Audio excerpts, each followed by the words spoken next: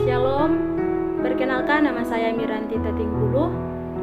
Pada saat ini saya akan menyampaikan materi pembelajaran dari buku Pendidikan Agama Kristen dan Budi Pekerti kelas 10. Sebelum kita masuk dalam materi pembelajaran, pada saat ini saya akan menjelaskan terlebih dahulu model pembelajaran ekspositori dan langkah-langkah pembelajaran ekspositori. Jadi, model pembelajaran ekspositori adalah pendekatan yang berfokus pada penyampaian informasi atau pengetahuan secara langsung dari guru ke siswa. Dalam model ini, guru bertindak sebagai sumber utama informasi, sedangkan siswa berperan sebagai penerima informasi. Berikut adalah beberapa langkah-langkah dalam model pembelajaran ekspositori. Yang pertama, pengorganisasian materi. Guru merencanakan dan mengorganisir materi pembelajaran yang akan disampaikan kepada siswa. Materi ini biasanya berupa informasi, teori, konsep, atau fakta yang perlu dipahami oleh siswa. Yang kedua, penyampaian informasi. Guru secara langsung menyampaikan informasi kepada siswa melalui ceramah, presentasi, atau demonstrasi. Guru menggunakan strategi pengajaran yang efektif seperti penggunaan audiovisual, contoh nyata, atau ilustrasi untuk membantu siswa memahami konsep yang diajarkan. Yang ketiga, pemahaman konsep. Setelah menyampaikan informasi, siswa diminta untuk memproses dan memahami konsep atau informasi yang baru dipelajari. Mereka mungkin diberikan waktu untuk membaca, mengambil catatan, atau mempelajari bahan secara mandiri. Yang keempat, diskusi dan klarifikasi. Setelah siswa mempelajari materi, guru memfasilitasi diskusi kelompok atau sesi tanya jawab untuk memastikan pemahaman yang lebih baik. Siswa dapat bertanya tentang konsep yang rumit atau tidak jelas, sedangkan guru memberikan penjelasan tambahan atau contoh untuk memperjelas pemahaman siswa. Yang kelima, latihan dan praktek. Siswa diberikan kesempatan untuk menerapkan konsep yang dipelajari melalui latihan atau praktek. Ini bisa berupa tugas, soal latihan, atau kegiatan berbasis masalah. Tujuan dari latihan ini adalah untuk membantu siswa menguasai dan menginternalisasi informasi yang telah disampaikan. Yang keenam, evaluasi dan umpan balik. Guru melakukan evaluasi terhadap pemahaman siswa melalui tugas, ujian, dan penilaian lainnya. Hasil evaluasi ini memberikan umpan balik kepada siswa tentang pemahaman mereka terhadap materi pembelajaran.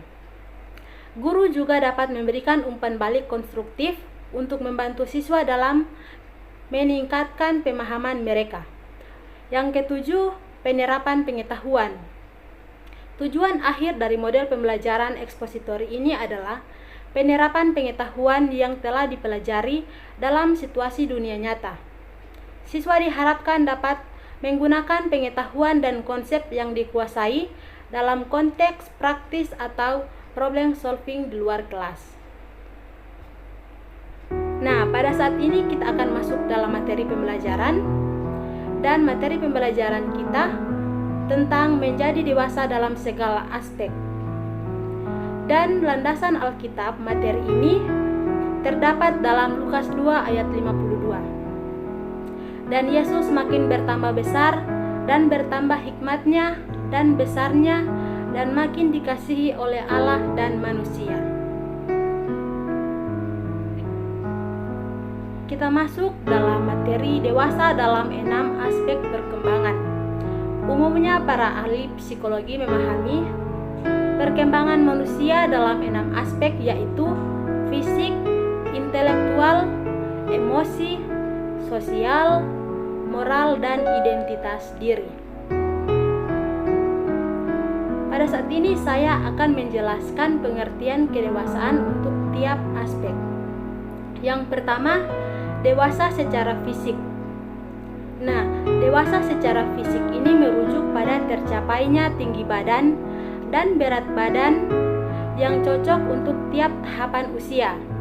Ini dapat diperoleh bila kita makan dengan gizi yang cukup, tidak terlalu kurang atau tidak berlebihan. Hal penting lainnya adalah mampu menyalurkan dorongan seksual secara sehat dan tepat. Yang kedua, dewasa secara kognitif. Dewasa secara kognitif ini merujuk pada memiliki kemampuan untuk membuat keputusan yang logis dan memahami apa yang terjadi di lingkungannya. Untuk itu, bekal pendidikan menjadi penting karena individu disiapkan untuk mengembangkan kemandirian, menjadi kritis dan kreatif. Yang ketiga, dewasa secara emosional. Dewasa secara emosional ini merujuk pada kemampuan menyatakan emosi, baik positif maupun negatif, dengan alasan yang tepat, cara yang tepat, dalam situasi yang tepat, dan terhadap orang yang tepat.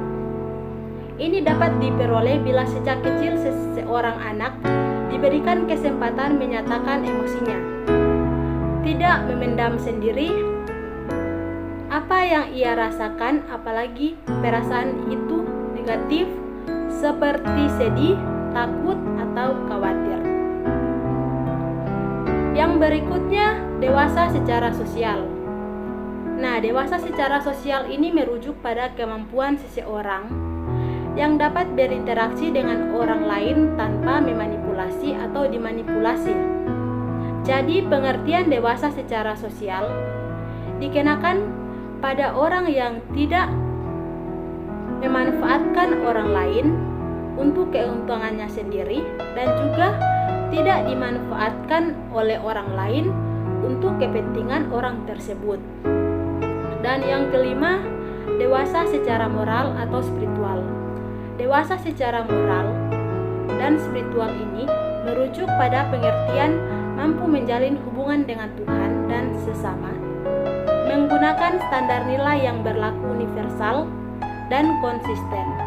Ia mengakui bahwa ia membutuhkan Tuhan, merasa dikasihi Tuhan, bahkan bergantung pada Tuhan dan mengasihinya. Yang keenam, dewasa dalam identitas diri.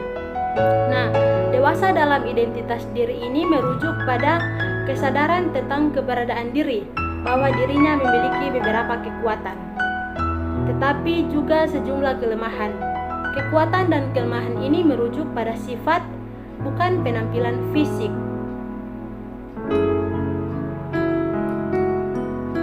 Pada saat ini, saya akan menjelaskan materi pesan Alkitab tentang menjadi dewasa. Rasul Paulus memberikan pesan di dalam 1 Korintus 14 ayat 20 tentang perlunya pertumbuhan menjadi semakin dewasa secara spiritual. Secara ringkas dapat dikatakan bahwa bertumbuh menjadi dewasa secara spiritual hanyalah dapat diperoleh bila seseorang menjaga hubungan yang akrab dengan Tuhan melalui dan pembacaan firman.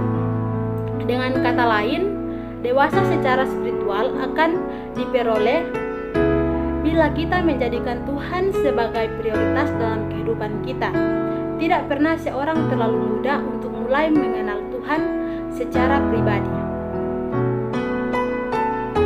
Dari keseluruhan materi yang telah saya jelaskan, maka dapat diambil kesimpulan, bertumbuh menjadi dewasa adalah tugas setiap orang. Sebagai pengikut Kristus, kita memaknai pertumbuhan ini seturut dengan teladan yang sudah diperlihatkan oleh Tuhan Yesus Kristus sendiri. Janganlah puas bila kita masih bertahan pada sikap kekanak-kanakan. Sekian materi pembelajaran dari saya, dan saya ucapkan terima kasih. Tuhan Yesus memberkati kita semua.